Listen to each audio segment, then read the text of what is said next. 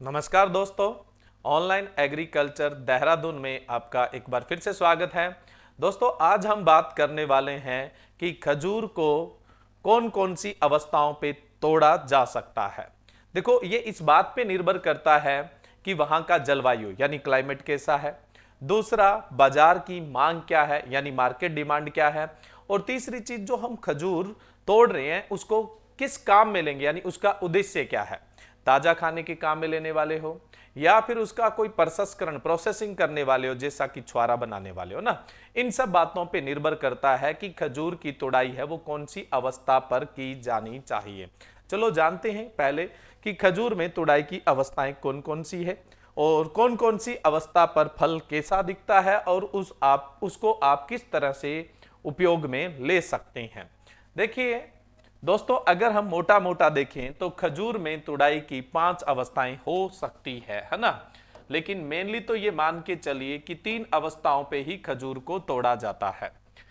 अगर हम बात करें खजूर की जो प्रारंभिक अवस्था होती है यानी परागण होने के बाद, पॉलिनेशन होने के बाद, जब फ्रूट बिल्कुल छोटा होता है, लगभग ये मान के चलिए अगर सप्ताह में बात करें तो 1 से 5 सप्ताह, या कभी कभी कुछ किस्मों में यह हो सकता है कि 7 सप्ताह तक या 6 सप्ताह तक पहुंच सकता है।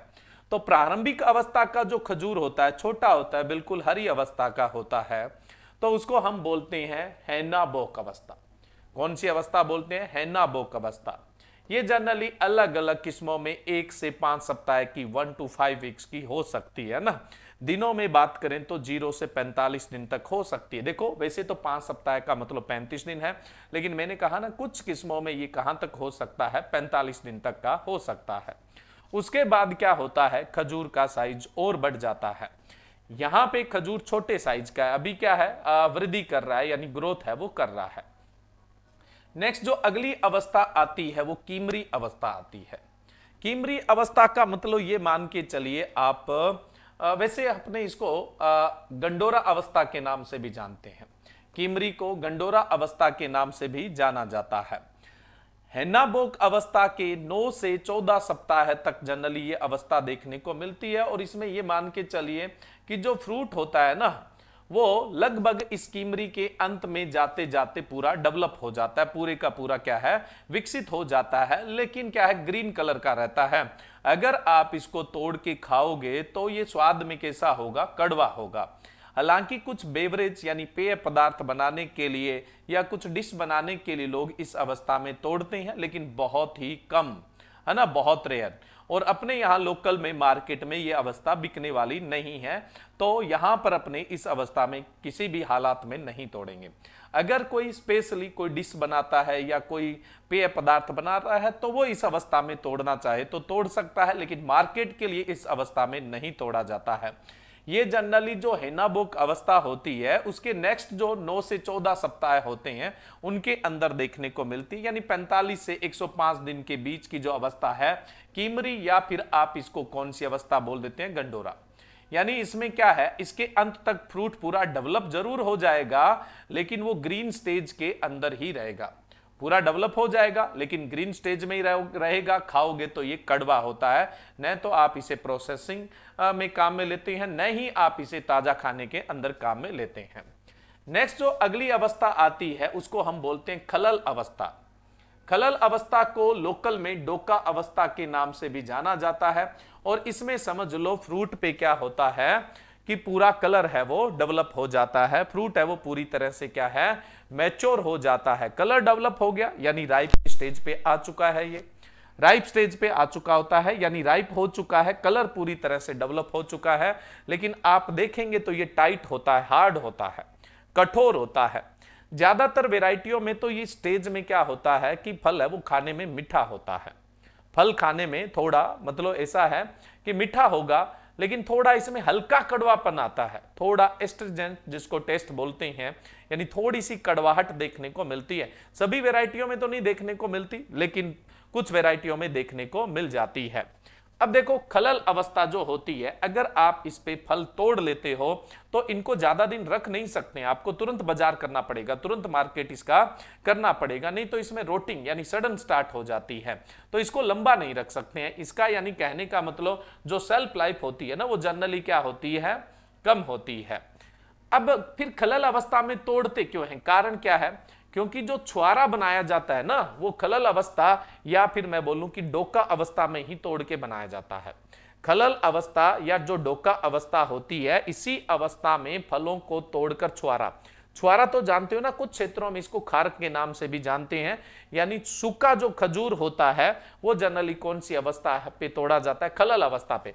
खलल अवस्था पे तोड़ोगे फिर आप इसे सुखा लोगे, हो सकता है कि आप मशीनों से सुखाओ, हो सकता है कि धूप में सुखाओ, अभी लास्ट में बताऊंगा कि किस तरह से आप छुआरा है वो बना सकते हैं। दूसरी चीज ये भी है, देखो ये जो अवस्था है ना, ये समझ लो जून के शुरुआती अवस्था में आ जाती है, जून की शुरुआती अवस्था में आ जाती है। अगर हम भारत के अंदर इस अवस्था में फलों को नहीं तोड़ेंगे तो बारिश आ जाएगी, और बारिश के बाद फलों के अंदर सड़न स्टार्ट हो जाती है, यानी रोटिंग है वो क्या है, स्टार्ट हो जाती है। इस वजह से भारत में तो फलों को, खजूर के फलों को खलल अवस्था यानी डोका अवस्था में ही तोड़ना पड़ता है। भारत में तो खजूर को खलल या डोका अवस्था में ही तोड़ना पड़ता है, ऑप्शन नहीं है। बाद में बारिश की वजह से क्या हो जाएगा, रोटिंग हो जाएगी, सडन स्टार्ट हो जाएगी, यानी फल है वो खराब होने लग जाएगा, फिर उससे मार्केट वैल्यू यानी बाजार में उसकी कीमत है वो गिर जाएगी, बहुत सारा फल खराब हो जाएगा, वो मुनाफा ही नहीं मिलेगा। तो यहां पे एक चीज ध्यान रखना कि भारतीय जो किसान हैं यानी इंडियन फार्मर है वो खजूर की कौन सी अवस्था तोड़ते हैं, खलल, जिसको हम क्या बोलते हैं, डोका स्टेज भी बोलते हैं, खलाल या फिर डोका स्टेज भी बोला जाता है। ये मान के चलिए ये लगभग पोलिनेशन के बाद प्रागण के 120 से 1 दिन में आपको ये अवस्था देखने को मिलती है। हाँ कुछ आगे पीछे वैरायटी के अनुसार, किस्म के अनुसार हो सकती है, लेकिन ऑलमोस्ट यानी ये समझ लो पोलिनेशन हो गया, प्रागण हो गया, उसके 120 दिन बाद आपको देखने को मिलती है। खलल को डोका के नाम से भी जाना जाता है, और इसी अवस्था पे फलों को तोड़कर छुआरा बनाया जाता है। अब देखो छुआरा कैसे बनाओगे, इस अवस्था पे फलों को तोड़ा, 6 से 10 मिनट के लिए पानी में बॉईल किया, 6 to 10 मिनट के लिए आपने वाटर के अंदर बॉइलिंग की, जिसको ब्लांचिंग बोलते हैं, है ना, जिससे क्या इसका रंग बढ़िया बना रहेगा, रंग खराब नहीं होगा, यानी ये काला भूरा सा नहीं पड़ेगा, अट्रैक्टिव कलर बना रहेगा। तो 6 से 10 मिनट के लिए आप बॉईल करेंगे, फिर उसके बाद इसको प्राकृतिक रूप से सुखा सकते हैं, धूप में सुखा सकते हो, छांव में सुखा सकते हो। धूप में सुखाते हो तो कलर उड़ने के चांसेस रहते हैं, छांव में सुखाओगे तो ठीक है। लेकिन अगर आप क्या है डिहाइड्रेशन निर्जलीकरण करना चाहते हैं यानी मशीन से सुखाना चाहते हैं तो आप क्या करें, ओवन ले, ओवन के अंदर तापमान 48 से 50 डिग्री सेल्सियस है वो सेट करें, और इस तापमान पर इसे 70 से 90 घंटे के लिए रख दीजिए, 70 से 90 घंटे के लिए रख दीजिए, तो ये पूरे का पूरा फल बढ़िया सूख के छुआरे का रूप ले लेगा। यानी जब डोका स्टेज या खलल स्टेज में तोड़ा गया फल सुखा लिया जाता है उसको छुआरा बोलते हैं। और छुआरा अपने भारत में बहुत सारे काम में, बहुत सारे डिश बनाने में काम में लिया जाता है, और नॉर्थ और सेंट्रल इंडिया वाले सर्दियों में घरों में क्या लड्डू बनाते हैं तो उसके अंदर भी इसको डाला जाता है, तो बहुत सारी डिशेज के अंदर इसको काम में लिया जाता है। नेक्स्ट इससे अगली अवस्था आती है रुत्तब अवस्था। कौन सी आती है, रुत्तब। रुत्तब को डांग अवस्था भी बोलते हैं, डेंग अवस्था, सॉरी, रुत्तब को कौन सी अवस्था बोला जाता है, डेंग अवस्था भी बोला जाता है, डेंग के नाम से भी इसको जाना जाता है। रुत्तब में क्या होता है कि देखो इससे पिछली अवस्था में रंग तो पूरी तरह से विकसित हो गया था, लेकिन ये हार्ड था, डोका स्टेज में क्या था, हार्ड था, खलल में हार्ड था। यहां पे फ्रूट सॉफ्ट होना स्टार्ट हो जाता है, रसीला हो जाता है, और ये जो टिप पार्ट होता है ना, टिप की तरफ से ये क्या हो जाता है, अच्छा खासा सॉफ्ट देखने को मिलता है, खाने में बहुत शानदार होता है, डोका से कहीं बढ़िया होता है, कहीं ज्यादा मिठास होता है, थोड़ा ऐसे जूसी टाइप का होता है, मजा आ जाता है खाने के अंदर, तो इसको बोलते हैं रुत्तब स्टेज। लेकिन भारत में रुत्तब तक रुक नहीं सकते ना, नहीं तो बारिश की वजह से फल खराब हो जाएगा। लेकिन जो अरबियन देश है वहां पे फलों को कौन सी स्टेज पे तोड़ा जाता है, रुत्तब या डेंग अवस्था पे तोड़ा जाता है। क्लियर है स्टूडेंट। नेक्स्ट अपने बात करें, अगली जो स्टेज आती है वो कौन सी स्टेज आती है, तमर। रुत्तब के अगली जो स्टेज है उसको अपने क्या बोलते हैं, तमर। तमर को आप और क्या बोलते हैं, पिंड के नाम से भी जानते हैं, पिंड, है ना। पिंड खजूर भी बोलते हैं। तमर में क्या होता है, पूरे का पूरा फ्रूट है बिल्कुल सॉफ्ट हो जाएगा, बिल्कुल ऐसे सिरंकेज हो जाएगा, सिकुड़न हो जाएगी, लेकिन खाने में बहुत ज्यादा लजीज होता है, खाने में बहुत ही मीठा होता है, सबसे टेस्टी, बिल्कुल सॉफ्ट होता है, बहुत रसीला होता है। और ये मान के चलिए ये स्टेज कब आती है, परागण के 150 दिन बाद आती है, 150 डेज बाद आती है। बहुत मीठी अवस्था होती है। इस अवस्था पर भी फलों को ज्यादातर अरेबियन कंट्री के अंदर ही तोड़ा जाता है और इनकी एक स्पेशल डिमांड रहती है, ठीक है। उसके बाद कुछ लोग क्या करते हैं कि इन फलों को पेड़ों पे ही पड़ा रहने देते हैं और वहां पे क्या है, ये फल सूख जाते हैं। उसको ड्राई तमर अवस्था बोलते हैं, यानी सूखी तमर अवस्था या सूखी पिंड अवस्था बोलते हैं। अब सोचो इसमें से पानी उड़ गया है, मिठास पहले ही बहुत था, अब पानी उड़ गया तो मिठास क्या है और हो जाता है, बहुत ज्यादा मिठास, लेकिन वो उस स्टेज में ड्राई होता है। यहां पे कैसा था, बिल्कुल फ्रेश था, मतलब कहने का मतलब सॉफ्ट हो चुका है, पूरी तरह से मुलायम, शुरू से लेके लास्ट तक मुलायम हो चुका है, कलर भी कैसा हो चुका है, डार्क हो चुका है।